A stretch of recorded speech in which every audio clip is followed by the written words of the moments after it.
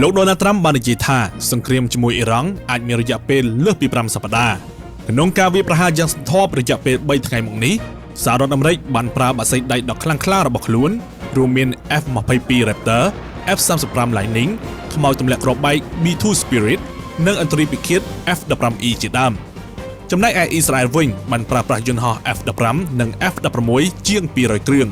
ក្នុងនោះរបាយការណ៍បានបញ្ជាក់ថាមានយន្តហោះ F-15E ចំនួន3គ្រឿងត្រូវបានបាញ់ច្រឡំដោយប្រព័ន្ធការពារដែនអាកាសរបស់គុយវ៉ែតជាការឆ្លើយតបអ៊ីរ៉ង់បានប្រើប្រាស់មីស៊ីលបាឡេស្ទិករាប់រយគ្រាប់និងយន្តហោះដ្រូនជាង1000គ្រឿងវាយប្រហារអ៊ីស្រាអែលនិងមូលដ្ឋានយោធាអាមេរិក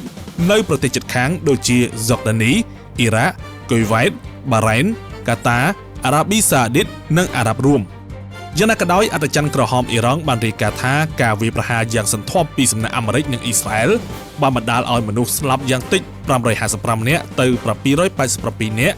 រួមទាំងជនស៊ីវិលជាង160នាក់នៅក្នុងអបតហេតុនៃការវាយប្រហារតាមអាកាសនៅសាលារៀនមីណាបដែលភាគច្រើនជាក្មេងស្រីសិស្សសាលា